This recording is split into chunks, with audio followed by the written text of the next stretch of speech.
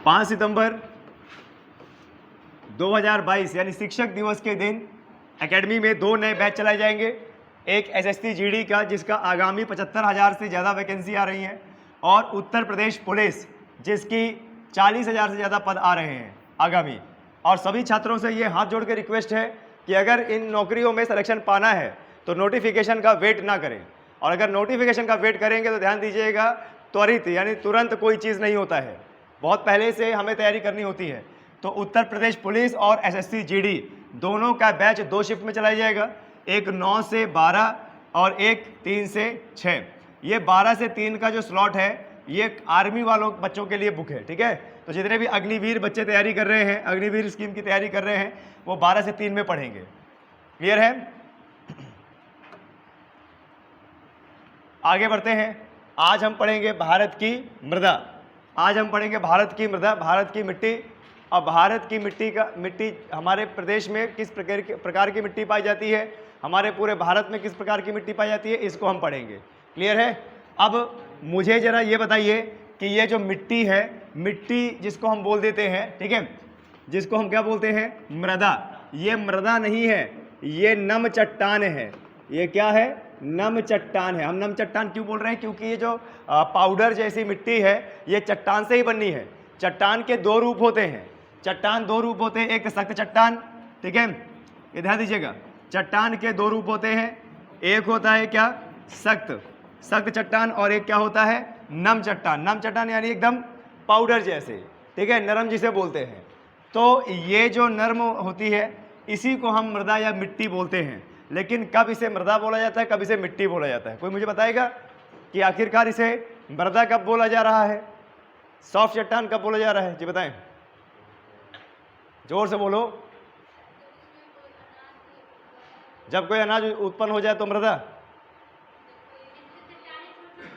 जब कोई जीवन उत्पन्न हो जाए, उस मृदा में जब कोई जीवन उत्पन्न हो जाए तो क्या कहलाएगी? वो मृदा कहलाएगी। अगर जीवन उत्पन्न नहीं हो रहा है तो क्या? चट्टान। कैसी चट्टान? नम चट्टान। देखिए बॉयज एंड गर्ल्स, हमारी पृथ्वी का जब निर्माण हो रहा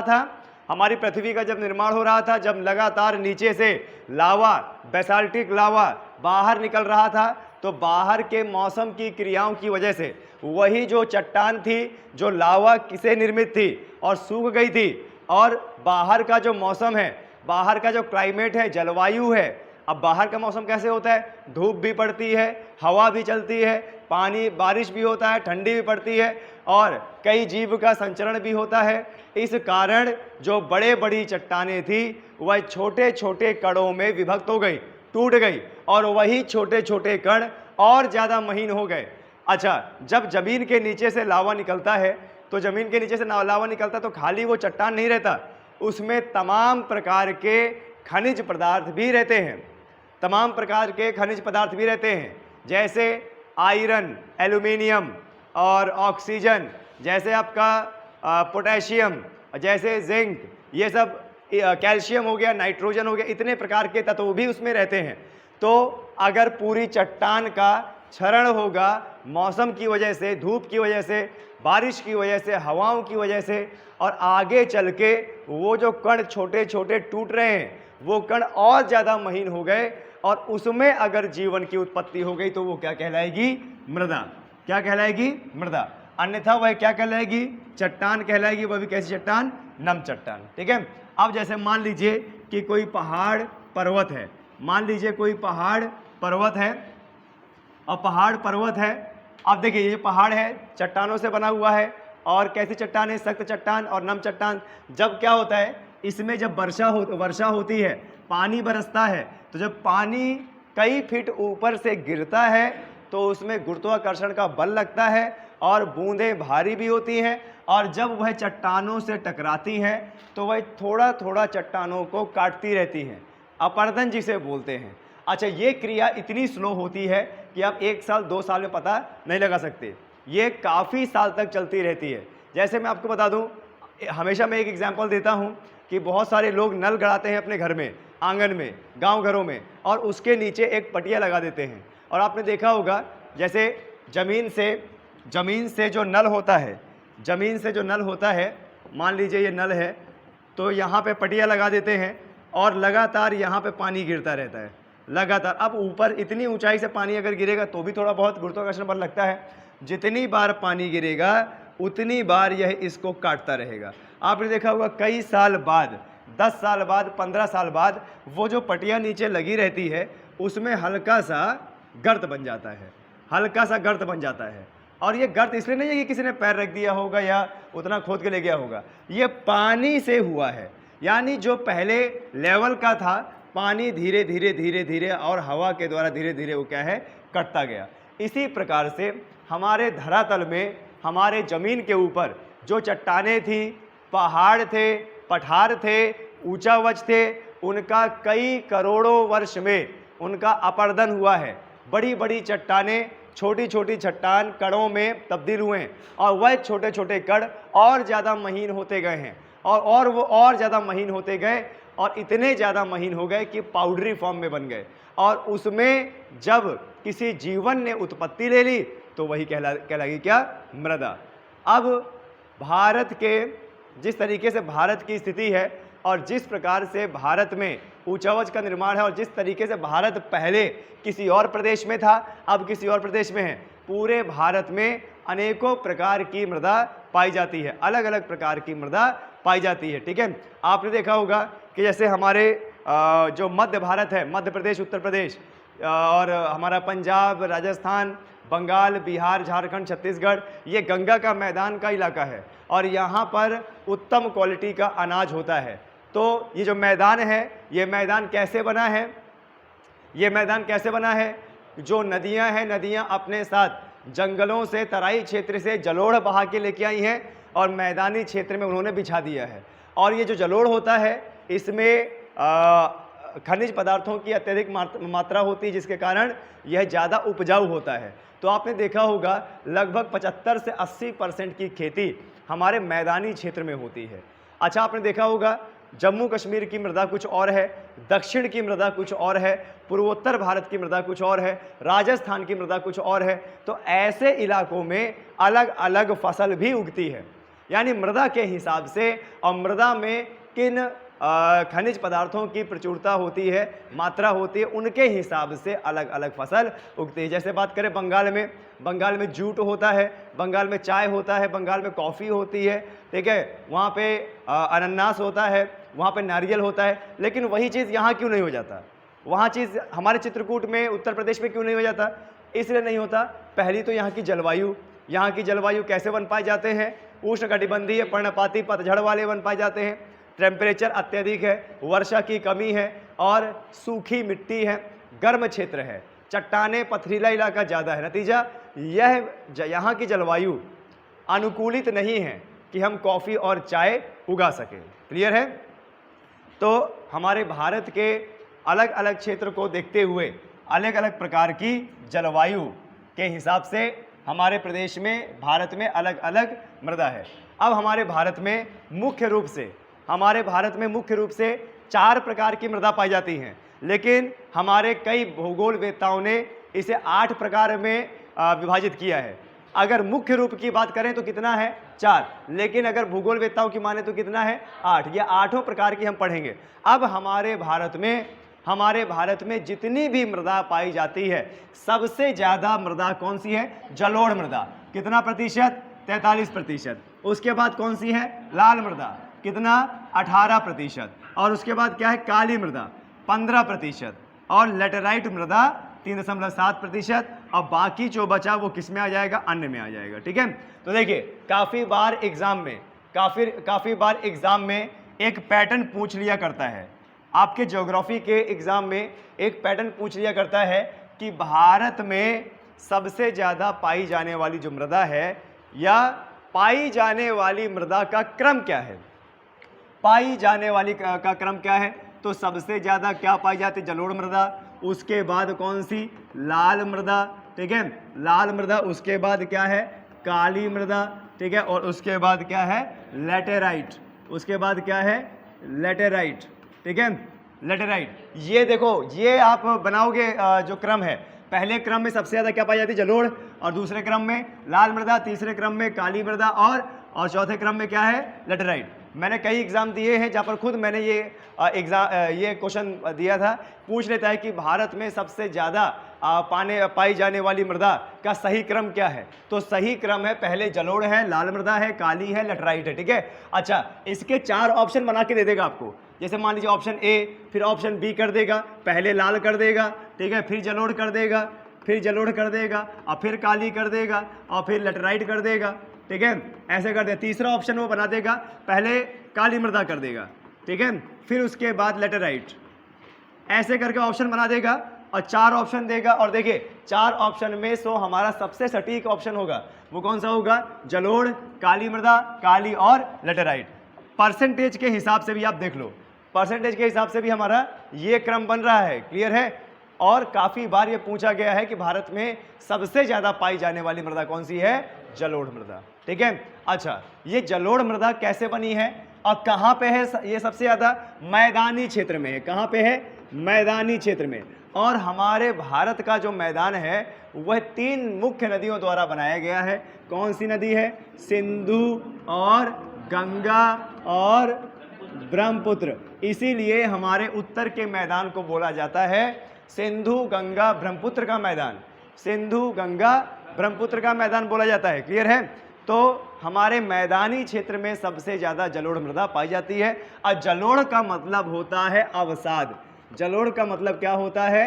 अवसाद। यानी जहाँ से नदियाँ बहती है और जब वह उफान में आती हैं, जंगल झाड़ से निकलती हैं, तो जंगल झाड़ का पूरा कचरा अपने साथ बहा के लेके आती है और वही कचरा मैदानी क्षेत्र में इर्द गिर्द जमा कर देती है, इर्द गिर्द जमा कर देती है, जिससे हमारे 2 क्षेत्र बनते हैं, खादर और बांगर। खादर और बांगर आगे मैं बताऊंगा खादर और बांगर क्या है इसी वीडियो में। ठीक है, लेकिन पहले समझिए ये हमारा जो जलोढ़ मृदा बनी है ये किसके कारण बनी है? सिंधु गंगा ब्रह्मपुत्र के अवसादों से।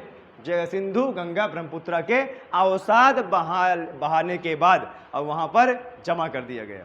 क्लियर है? किसी को कोई डाउट? आगे बढ़े। कई बार एग्जाम में ये भी पूछ लेता है, कई बार हमारे एग्जाम में ये पूछ लेता है कि जो हमारा उत्तर का विशाल मैदान है, उत्तर का विशाल मैदान है, यह किस नदियों द्वारा बनाया गया है? तो 3 मुख्य नदियां आप बताएंगे। कौन सा? सिंधु, पश्चिम में सिंधु, मध्य में गंगा और पूर्व में ब्रह्मपुत्र। क्लियर है? यही क्रम रहेगा। चलिए भूगोलवेत्ताओं की बात की जाए तो हमारी मिट्टी कितनी प्रकार की होती है? 8 प्रकार की। भारत में पाई जाने वाली मिट्टियों के 8 प्रकार और उनकी विशेषताएं कुछ इस प्रकार देखिए। पहले कौन सी है? जलोढ़ मृदा। पहले कौन सी है? जलोढ़ मृदा, जिसको एलुवियल सॉइल भी बोलते हैं। क्या? Alluvial soil. दूसरी क्या है? काली मिट्टी। तीसरी क्या है? लाल एवं पीली मिट्टी। फिर उसके बाद चौथा क्या है? लैटेराइट मिट्टी। और उसके बाद क्या है? वन एवं पर्वतीय मिट्टी। उसके बाद क्या है? शुष्क एवं मरुस्थलीय मिट्टी। देखो शुष्क मतलब सूखा, सूखा मतलब जहाँ पर पानी नहीं है। और हमें सबको पता है कि राजस्थान एक ऐसा इलाका है जहाँ पे पूरे भारत में सबसे कम वर्षा होती है। औसतन कितनी? 10 सेंटीमीटर वर्षा। 10 सेंटीमीटर वर्षा का मतलब क्या होता है? ना के बराबर वर्षा।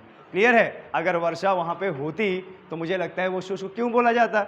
इतना बड़ा रेगिस्तान है, इतना बड़ा रेगिस्तान है, दिन में अत्यधिक गर्म रहता है, 55 डिग्री औसतन तापमान रहता है और रात में एकदम ठंडा। आपने देखा होगा बालू रेत जल्दी गर्म भी होती है, जल्दी ठंडी भी होती है। राजस्थान में टेम्परेचर रात के समय बहुत कम हो जाता है और दिन के समय अत्यधिक रहता है। राजस्थान के कुछ ऐसे इलाके हैं जहां पर विशेष उपकरण के बिना नहीं रह सकते। हमारे देश की इन्फेंट्री बटालियन, बीएसएफ, ये सब वहां बॉर्डर में ड्यूटी देते हैं। तो जब ये वहां पर ड्यूटी देते हैं ना, तो विशेष उपकरण बंकर, जमीन के नीचे बंकर बना के रहते हैं। क्यों? जमीन क्या है? नीचे ठंडी होती है, ज़्यादा गर्मी ना लगे। क्लियर है? ओके, आगे कौन सी है? लवणीय एवं क्षारीय मृदा, दलदल युक्त एवं पीट मिट्टी। अब देखिए दलदली मृदा, दलदली मृदा कहाँ पे होगी? दलदली मृदा तो वहीं पर होगी जहाँ पे दलदल होगा। दलदल कैसे बनता है? पानी से। यानी जहाँ पर ज़्यादा पानी भरा रहता है वहाँ पर दलदली मृदा पाई जाएगी। यानी क्या हम बोल सकते हैं भारत के जितने तटीय क्षेत्र हैं, भारत के जितने तटीय क्षेत्र हैं वहाँ पर कौन सी मृदा पाई जाएगी? दलदलीय मृदा। क्योंकि वहाँ पर तो 24 घंटे पानी आ रहा है, जा रहा है, पानी आ रहा है, जा रहा है। आपने देखा होगा हमारी बॉडी में चेंज होता है ना, जब हम बहुत देर में पानी में रहते हैं, हमारे हाथ पैर सूज जाते हैं, कलर सफ़ेद हो जाता है और ग्रिप जैसे बनने लगते हैं। तो ये पता है क्यों होता है कि जब हम पानी में बहुत ज़्यादा देर तक रहें और किसी चीज़ को पकड़े तो हमारी ग्रिप बने, इसीलिए हमारे हाथ पैर का आकार कुछ चेंज हो सकता है। ये आपने देखा होगा, जो टिप होता है इनका आकार चेंज हो जाता है, चेंज होता है ना, फूल जाते हैं ये, है ना। चलिए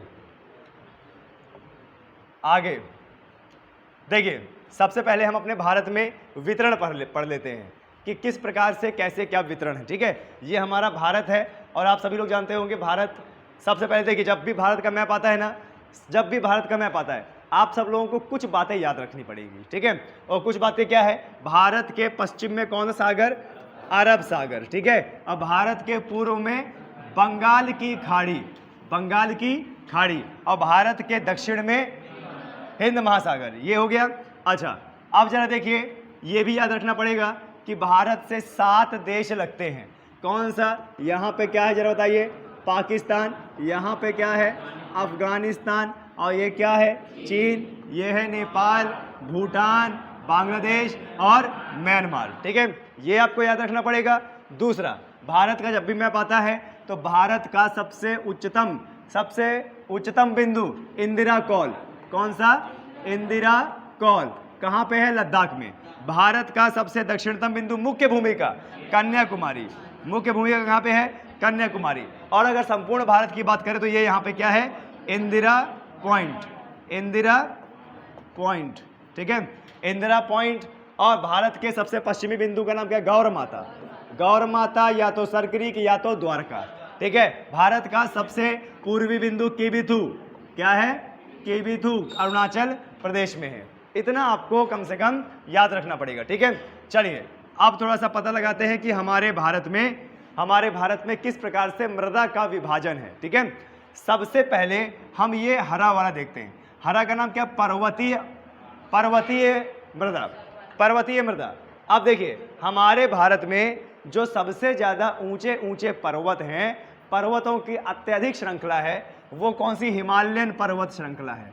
वो कौन सी है, हिमालयन पर्वत श्रृंखला, चाप के आकार की हिमालयन पर्वत श्रृंखला। तो पर्वतीय मृदा कहाँ पाई जाएगी, जहाँ पर ऊंचे ऊंचे पर्वत होंगे।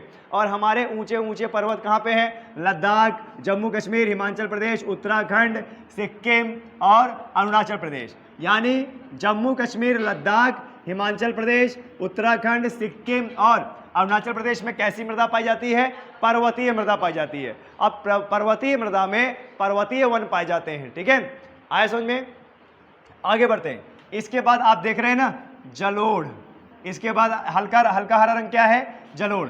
अब आप जरा देखिए, ये जो हरा हरा रंग है यही है जलोढ़।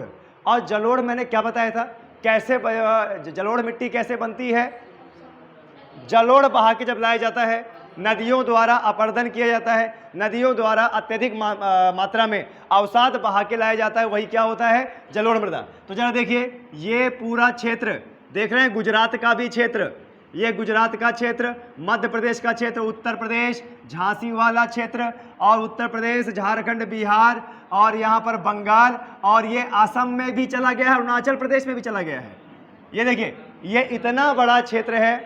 ठीक है, फिर यहाँ पे देखिए, उड़ीसा, कर्नाटका, आंध्र प्रदेश और यहाँ पे तमिलनाडु तक, कन्याकुमारी तक हमारी जलोढ़ मृदा पाई जा रही है।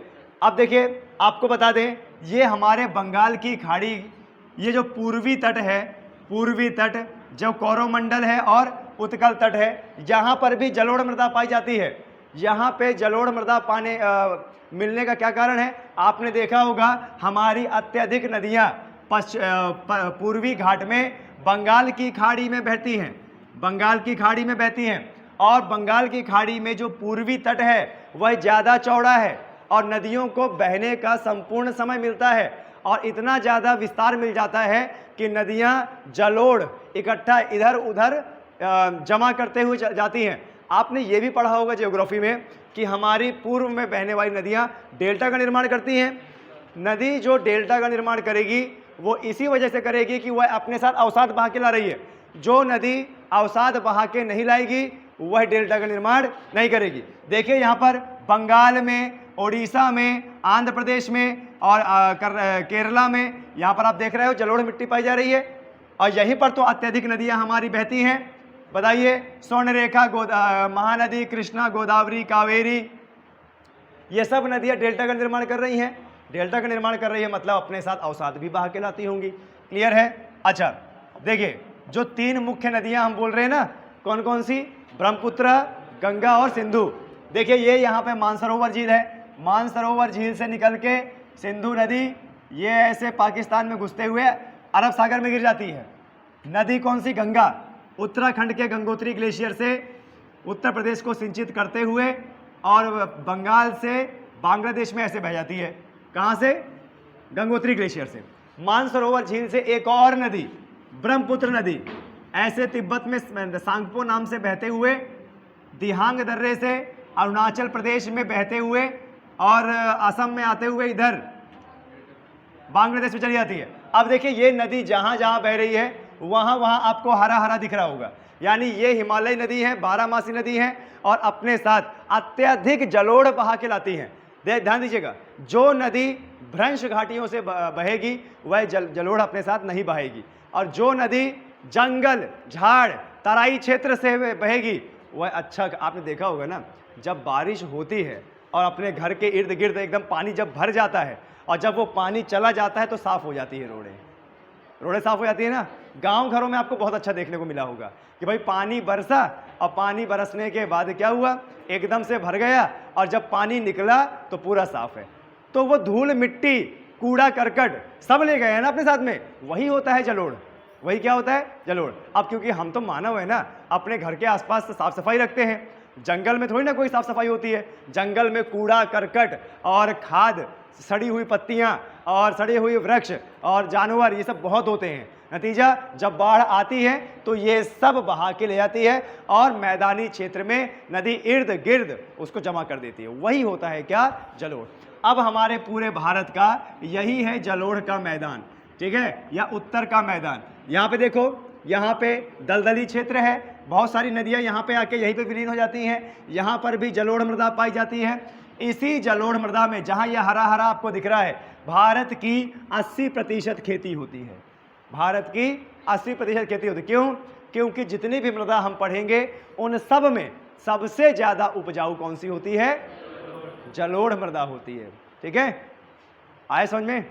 अभी आप ये बताइए, आप काजू भी खाएंगे, बादाम भी खाएंगे, दूध भी पिएंगे और आप जो चिकन भी खाएंगे, थोड़ा बहुत दारू भी पिएंगे, तमाम वो प्रकार की चीज़ें खाएंगे जो आपको हष्ट-पुष्ट करे, तो सीधी सी बात है अच्छा खासा हष्ट-पुष्ट रहोगे ना। अब तुम्हारे दिमाग में एग्जाम्पल आ रहा होगा मुझे देख के कि ये अपवाद है। ये क्या है? अपवाद है। ठीक है, हर चीज़ में एक अपवाद निकल जाता है ना, तो मैं अपवाद हूँ।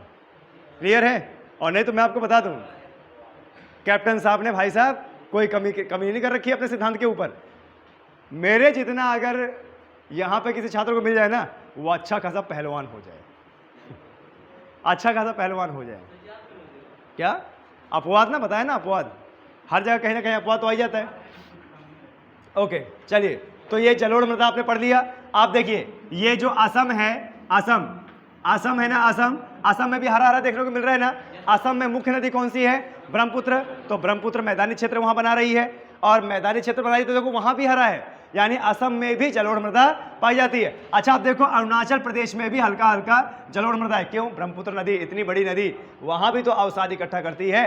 अच्छा, बंगाल में जरा देखो, बंगाल में तो बहुत सारी नदी है, हुगली नदी जाती है, दामोदर नदी जाती है ना, और बंगाल की छोटी मोटी नदी जाती है, अवसाद बहा के इकट्ठा कर देते हो, यानी बंगाल में भी जलोढ़ मृदा है। और आपको बता दें, बंगाल में उत्तम क्वालिटी का चावल पैदा होता है, उत्तम क्वालिटी का चावल, उत्तम क्वालिटी का बासमती चावल, उत्तम क्वालिटी का जूट, उत्तम क्वालिटी का चाय और कॉफ़ी। ठीक है, और आपको बता दें, बंगाल के यह कल्चर में है कि जो वहाँ के भगवान को जो मानते हैं, पूजा पाठ करते हैं, व्रत करते हैं, वह पूजा पाठ करने के बाद जो अन्न ग्रहण करते हैं उसमें मछली के 2 पीस जरूर होते हैं। बंगाल का यह आप बोल सकते हो राजकीय फूड है। ठीक है, वहाँ के पंडित ब्राह्मण भी मछली खाते हैं। क्लियर है?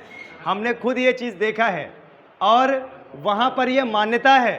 आपको बता दें, वो वहाँ के पंडित, वहाँ के पुजारी, वहाँ के पूजा पाठ करने वाले मछली का सेवन करने के बावजूद भी वह पवित्र हैं। शुद्ध हैं, जिसको बोलते हैं ना पोंगा पंडित। पोंगा पंडित का मतलब क्या? अरे पंडित के नाम पे कलंक है, लेकिन वो पंडित के नाम पे कलंक नहीं है।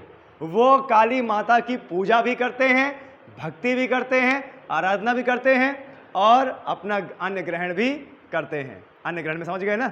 अच्छा, एक चीज़ और आपको बता दें, जैसे ईसाई धर्म में आपने देखा होगा उनका इतवार का दिन बहुत ज़्यादा पवित्र होता है। इतवार के दिन जो चर्च होता है ना, चर्च में भीड़ उमड़ती है, पादरी लोग आते हैं जिनको फादर बोला जाता है। पादरी कौन होता है? ईसाई धर्म का धर्म गुरु, है ना। कभी कभी एग्जाम में ये भी आ जाता है रीजनिंग में, इस्लाम धर्म का धर्म गुरु कौन? हाँ, काजी बोलते हैं ना, क्यों काजी बोलते हैं ना? काजी की मौलाना? काजी बोलेंगे।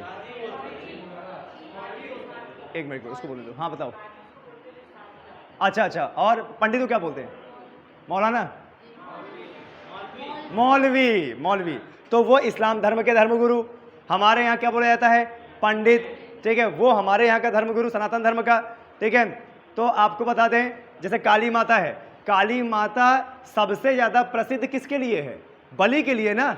आपने देखा होगा सनातन धर्म में कहीं कहीं यह प्रचलन है कि काली माता और भैरव बाबा को बलि दी जाती है। भैरव बाबा को और क्या दिया जाता है? मदिरा दी जाती है। मदिरा और मांस उनको चढ़ाया जाता है। क्लियर है? तो कहीं ना कहीं अपने आप में ये सही भी है। सही क्या है? मतलब अगर भगवान ही मान्यता दे रहा है तो ठीक है। तो अगर वो पंडित खा रहे हैं तो मुझे लगता है उन पे ये लांछन नहीं लगाना चाहिए कि भाई पंडित होके खा रहा है। तो खाने तो यार तो जीव है। हाँ, भगवान बिल्कुल बलि लेने को नहीं आए हैं। भगवान को बलि देनी चाहिए, भगवान को एक जीव देना चाहिए, ये सिर्फ हमारी मान्यता है। भगवान ने ऐसा नहीं बनाया है। मांगते नहीं, लेकिन ये अपना है। देखिए, आदमी जितना ज्यादा स्वार्थी हो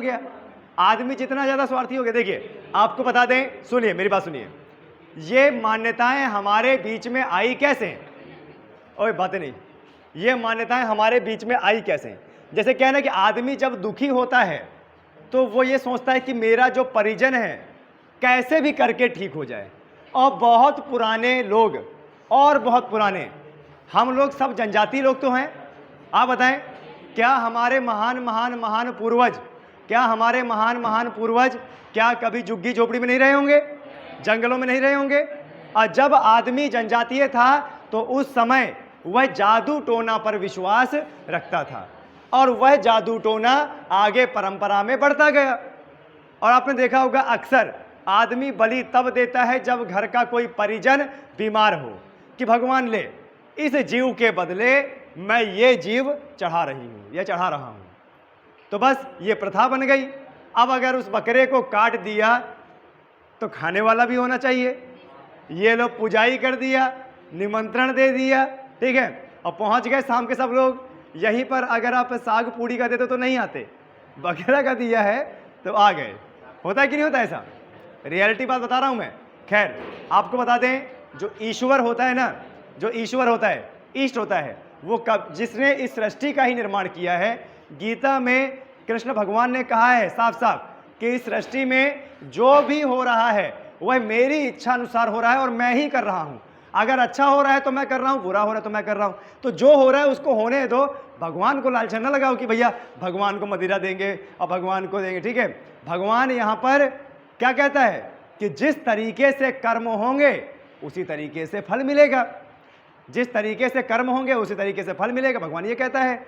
श्री कृष्ण भगवान सीधे भागवत गीता में कहते हैं कि जो इस सृष्टि में जो जैसा कर्म करेगा वैसा उसका भविष्य होगा, ठीक है। आप बताइए, लड़का आईएएस भी तो बनता है, पीसीएस भी बनता है, कमांडो भी बनता है, हवलदार भी बनता है, जवान भी बनता है, सब कुछ बनता है। जिस लेवल की वो तैयारी करेगा वही लेवल तो उसको मिलेगा। आप जरा बताएं, ये बिल्कुल भागवत गीता में लिखा हुआ है। आगे बढ़ते हैं। देखिए, ये जो देख रहे हैं ना लाल जैसा, ये क्या है? लाल मृदा। अब आप देखिए, हमारे भारत में लाल मृदा का वितरण कहां कहां है? देखिए, दक्षिणी उत्तर प्रदेश और छोटा नागपुर का पठार झारखंड, मध्य प्रदेश, ओडिशा, तेलंगाना, आंध्र प्रदेश, तमिलनाडु, कर्नाटका, केरला, गोवा और महाराष्ट्र, यहाँ पे लाल मृदा पाई जाती है। और आप उधर भी देखेंगे, पूर्वोत्तर राज्य में अरुणाचल प्रदेश, नागालैंड, मणिपुर, मेघालय, मिजोरम, त्रिपुरा, यहाँ भी लाल मृदा पाई जा रही है। और लाल मृदा का सबसे बड़ा कारण लाल होने का आयरन ऑक्साइड, इसमें आयरन ऑक्साइड, एल्यूमिनियम की प्रचुर मात्रा है। और उससे भी ज़्यादा क्या है, iron oxide, ferrous Fe2O3, Fe2O3, ये जहाँ जहाँ पूरे भारत में लाल लाल दर्शाया गया है, यहाँ पर आयरन की मात्रा ज़्यादा है। आप देखिए, भारत का यही क्षेत्र तो है ना जहाँ से लोहा निकाला जाता है, उड़ीसा, झारखंड, छत्तीसगढ़, बिहार, यही वो इलाका है ना जहाँ से क्या आयरन निकाला जाता है। तो आप जरा बताओ, अत्यधिक मात्रा में आयरन है तो मृदा तो आयरन ऑक्साइड वाली रहेगी।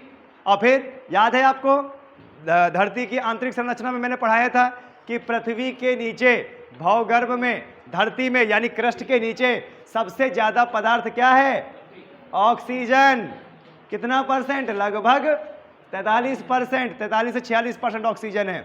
यानी ये जो धरती है जिसमें हम खड़े हैं, इसको अगर खोदेंगे और जो भी मटेरियल निकलेगा उसमें सबसे ज़्यादा क्या निकलेगा, ऑक्सीजन। ऑक्सीजन दूसरे के साथ रिएक्ट करके बना दिया ऑक्साइड, आयरन के साथ रिएक्ट करके बना दिया ऑक्साइड। और जब आयरन के साथ ऑक्सीजन रिएक्ट करता है उसका रंग हो जाता है लाल, जिसे हम बोल देते हैं जंग। क्या बोल देते हैं हम, जंग।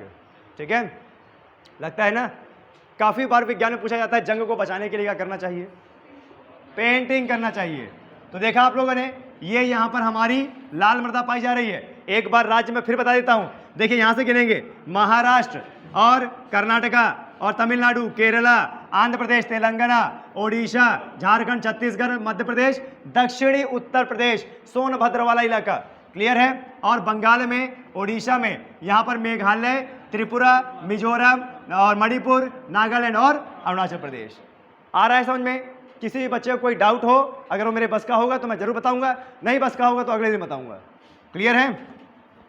आगे मृदा आते हैं। देखिए बॉयज एंड गर्ल्स, ये देखो लिखा हुआ काली मृदा। काली मृदा, आप जरा देखो ये इस तरह का रंग कहाँ पे है, ये है ना बीच में, देखो मैं हाईलाइट कर देता हूँ, ये है ना। अच्छा, इसको देख के क्या आपको ये नहीं लगता यही तो है दक्षिण का पठार, यही तो है दक्षिण का पठार।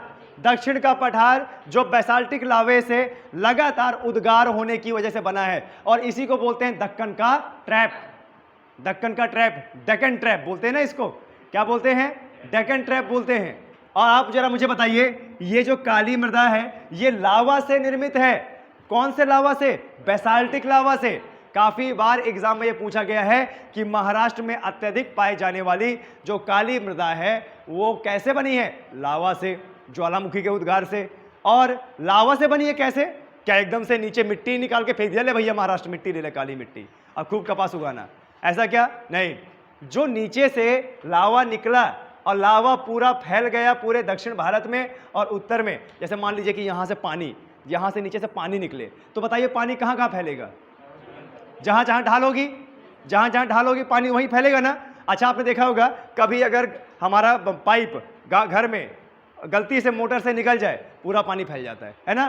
तो देखो, जब दक्षिण के पठार का निर्माण हो रहा था तो ये जगह, ये वाली जगह, ये देख रहे ना मुंबई वाली, महाराष्ट्र वाली, यहाँ से लगातार ज्वालामुखी का उद्गार हुआ और इतना ज़्यादा लावा निकला कि वह ऊपर, ये पूर्व पश्चिम, नीचे दक्षिण तक पूरा फैल गया और बन गया चट्टान।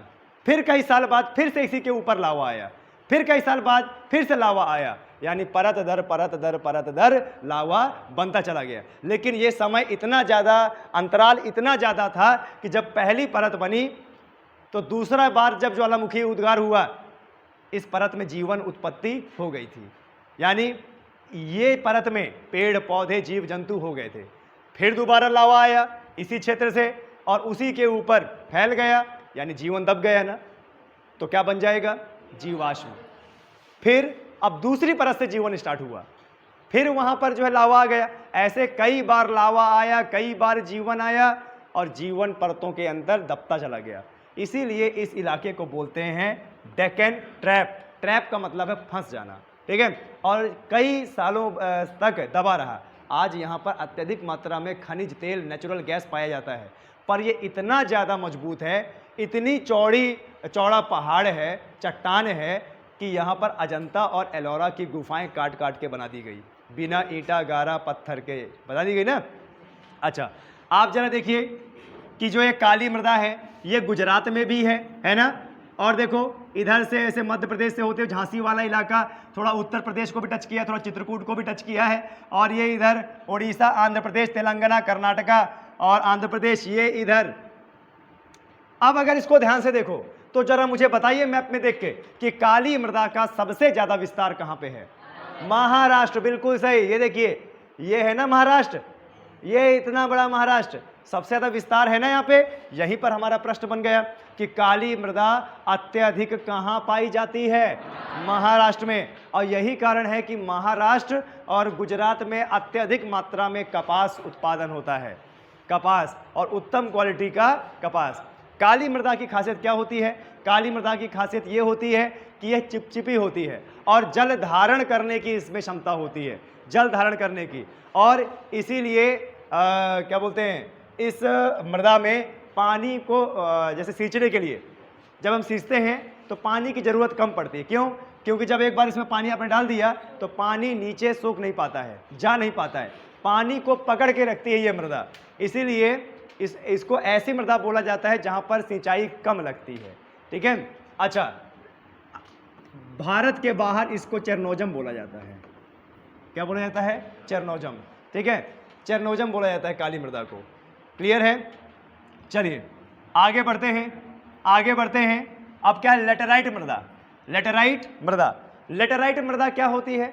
लेटेराइट मृदा जिसमें आयरन ऑक्साइड की मात्रा ज़्यादा हो, एल्यूमिनियम ऑक्साइड की मात्रा ज़्यादा हो, एल्यूमिनियम भी ज़्यादा हो, आयरन भी ज़्यादा हो। अब देखिए लेटेराइट मृदा का रंग ये है, तो देखो राजस्थान मध्य प्रदेश वाले इलाके में, राजस्थान के शुष्क इलाके में, ये हमारा गोवा, केरला, कर्नाटका का तट, और इधर कर्नाटका में, तमिलनाडु में भी पाई जाती है, इधर आंध्र प्रदेश में और उड़ीसा में, इधर मेघालय में और इधर त्रिपुरा, मिजोरम में भी पाई जाती है। ये क्या है? हमारी लेटेराइट मृदा। ठीक है। लेटेराइट मृदा किससे बनी होती है जरा बताएं? आयरन और एल्यूमिनियम के मिश्रण से। क्लियर है? आगे देखिए क्या है, आगे हमारा लास्ट क्या है? शुष्क मृदा। शुष्क मतलब क्या है? सूखी मृदा, जहां पर पानी की कमी होती है। तो पानी की कमी एक ही जगह होती है हमारे भारत में, राजस्थान। देखिए इतने बड़े इलाके में, इतने बड़े इलाके में क्या है? शुष्क मृदा है, सूखी मृदा है। यही तो है हमारा थार का मरुस्थल। थार का मरुस्थल बहुत बड़ा है, पाकिस्तान में भी है, लेकिन पाकिस्तान में कितना परसेंट है? 40। हमारे भारत में 60% है ना। कल का आईपीएल आपने मैच देखा? आईपीएल नहीं, सॉरी, जो भी एशिया कप हो रहा भारत और पाकिस्तान, है ना, आपको पता है। चलो आगे बढ़ते हैं, हटाओ, अरे रहने दो, अरे रहने दो, अरे रहने दो यार, अरे रहने दो।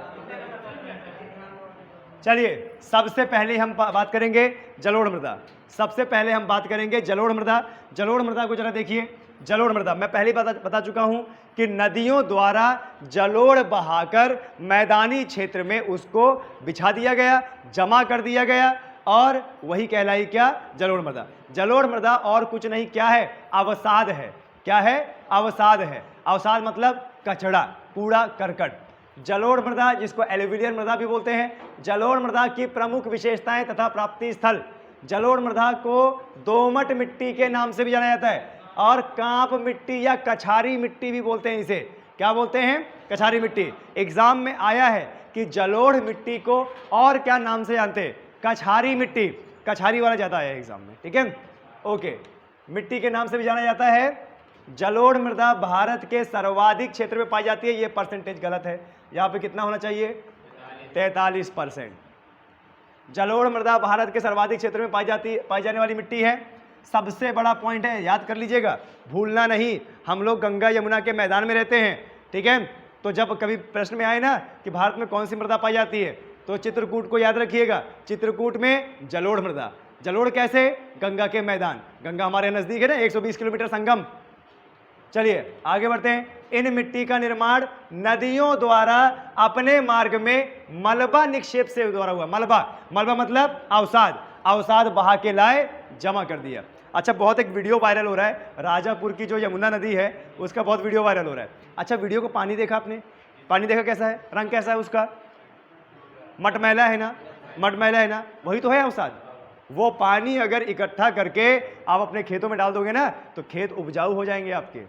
पर इतना बड़ा रिस्क कौन ले, जाना खतरा है ना, चले गए तो पीछे से कौन निकालेगा। आपको बताते कभी भी अगर नदी उफान में हो, मटमैला पानी हो, तो लगाइए उसमें जनरेटर, वो जो होता है ना पंपी सेट जिसको बोलते हैं, पंप लगाइए और पूरा पानी खेतों में खींच के डाल दीजिए उसको। आपका खेत इतना उपजाऊ हो जाएगा, खाद की जरूरत नहीं पड़ेगी। पर इतनी मेहनत कौन करे, है ना। हाँ इसमें कर दो बिल्कुल। क्यों, ये नदियाँ कनेक्ट नहीं है क्या, यमुना से ही तो कनेक्ट है ना। फिर कहीं ना कहीं तो अवसाद बह के आ रहा है। अभी देखो मंदाकिनी, उसका भी तो कलर यही है, पूरा पानी निकाल के। अच्छा तुम सपहा की नदी का सोच रही हो क्या।